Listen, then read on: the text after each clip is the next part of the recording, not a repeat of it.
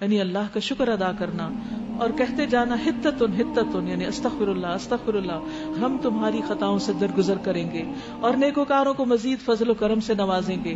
لیکن کیا ہوا؟ یہاں بھی انہوں نے اللہ کی بات نہیں مانی.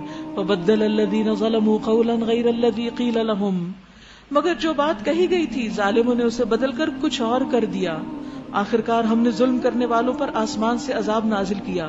یہ سزا تھی ان نافرمانیوں کی جو وہ کر رہے تھے.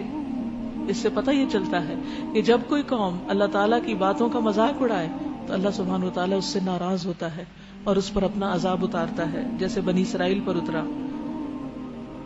یاد کرو جب موسیٰ نے اپنی قوم کے لیے پانی کی دعا کی، کیونکہ صحرا میں پانی نہیں تھا، تو ہم نے کہا فلاں چٹان پر اپنا عصا مارو.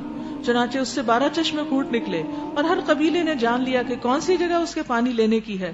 اس وقت یہ ہدایت کر دی گئی تھی کہ اللہ کا دیا ہوا رزق کھاؤ اور پیو اور زمین میں فساد نہ پھیلاتے پھرو. یاد کرو جب تم نے کہا تھا کہ اے موسیٰ ہم ایک ہی طرح کے کھانے پر صبر نہیں کر سکتے، ہر وقت من و سلوہ نہیں کھا سکتے، روز ایک ہی ڈش. اپنے رب سے دعا کرو کہ ہمارے لیے زمین کی پیداوار، ساگ، ترکاری، گیہوں، لہسن، پیاز، دال، یہ سب چیزیں پیدا کرے. جو بامقصد لوگ ہوتے ہیں وہ اپنی غذا میں سادگی اختیار کرتے ہیں. وہ کھانے کے لیے نہیں جیتے، وہ ہر روز نئی نئی ریسیپیز اور نئے نئے مینیو کی تلاش میں نہیں ہوتے. وہ ایسی غذا کھاتے ہیں جو رزق طیب میں آتی ہو اور جس سے وہ اپنی زندگی قائم رکھ سکیں، اپنی عبادت کو بہتر کر سکیں اور دنیا میں آ کر پروڈکٹیو لائف گزاریں کہ واقعی اس سے کچھ کر کے اپنی آخرت کما کے جائیں. لیکن جب کسی قوم کے پاس مقصد نہیں ہوتا، جب بھی کسی انسان کی زندگی میں کوئی مقصد نہیں ہوتا، تو پھر اس کے یہ طریقے ہوتے ہیں. اور پھر اس میں بھی آپ دیکھیے کہ انداز دیکھیے ان کا، خود دعا نہیں کرتے، آپ دعا کیجئے، فدعوا لنا، آپ ہمارے لیے دعا مانگ دیجئے. تو اس شخص سے نکما اور کون ہوگا جو اپنے لیے خود دعا بھی نہ کرے، وہ بھی کسی اور سے کروانا چاہے. تو موسیٰ علیہ السلام نے کہا اتستبدلون الذی هو ادنی بالذی هو خیر، کیا ایک بہتر چیز کی بجائے تم ادنا درجے کی چیزیں لینا چاہتے ہو؟ اللہ نے تمہیں آسمانی غذا دی اور تم زمینی غذا کے پیچھے دوڑ رہے ہو صرف زبان کے ذائقے کے لیے.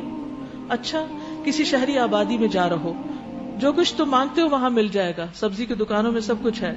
آخر کار نوبت یہاں تک پہنچی کہ ذلت و خواری اور پستی اور بدحالی ان پر مسلط ہو گئی اور وہ اللہ کے غضب میں گر گئے. یہ نتیجہ تھا اس کا کہ وہ اللہ کی آیات سے کفر کرنے لگے اور پیغمبروں کو ناحق قتل کرنے لگے. یہ نتیجہ تھا ان کی نافرمانیوں کا اور اس بات کا کہ وہ حدود شریعت سے نکل جاتے تھے. تو اس سے کیا پتہ چلتا ہے کہ بنی اسرائیل پر اللہ کا غضب، اللہ کی لعنت اور ناراضگی کیوں آئی؟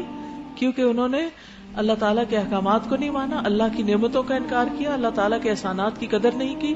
حتیٰ کہ جو لوگ ان کو ہدایت کی بات بتاتے تھے ان کو بھی مارنا شروع کر دیا، ان کو بھی قتل کیا.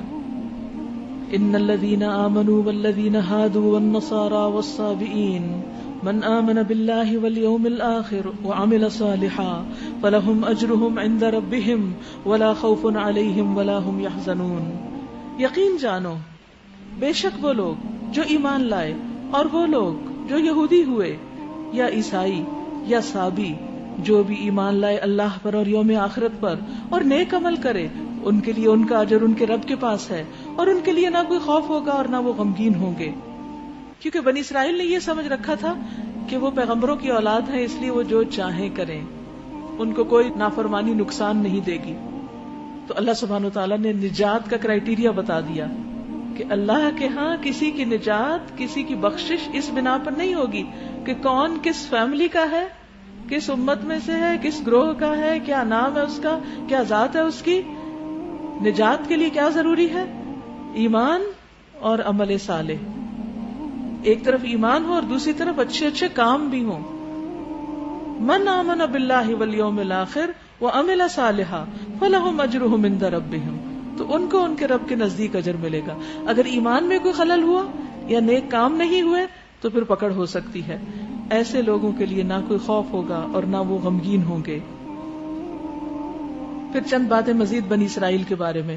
وَإِذْ أَخَذْنَا مِيثَاقَكُمْ، یاد کرو وہ وقت جب ہم نے طور کو تم پر اٹھا کر تم سے پختہ وعدہ لیا تھا اور کہا تھا کہ جو کتاب ہم تمہیں دے رہے ہیں اسے مضبوطی کے ساتھ تھامنا اور جو احکام اور ہدایات اس میں درج ہیں انہیں یاد رکھنا. اسی ذریعے سے توقع کی جا سکتی ہے کہ تم تقویٰ کی روش پر چل سکو گے. مگر اس کے بعد تم اپنے عہد سے پھر گئے. اس پر بھی اللہ کے فضل اور اس کی رحمت نے تمہارا ساتھ نہ چھوڑا، ورنہ تم کبھی کے تباہ ہو چکے ہوتے. تو تو اس سے پھر کیا پتا چلتا ہے کہ بنی اسرائیل نے ہر موقع پر اللہ کی بات کا انکار کیا، اللہ سے کیے ہوئے عہد کو توڑ دیا. یہ جب نافرمانیاں کر رہے تھے تو اللہ سبحانہ وتعالیٰ نے ان کو ایک وارننگ کے طور پر کوہ طور کو زمین سے اکھاڑ کر ان کے سروں کے اوپر اس چھت کی طرح معلق کر دیا کہ مانو اللہ کی بات ورنہ یہ تمہارے سر پہ گرے گا. اگر کوئی یہ کہے کہ چھت سر پہ گرے گی تو کیا کریں گے؟ وہ بات نہیں مانیں گے. سب نے کہا مانیں گے.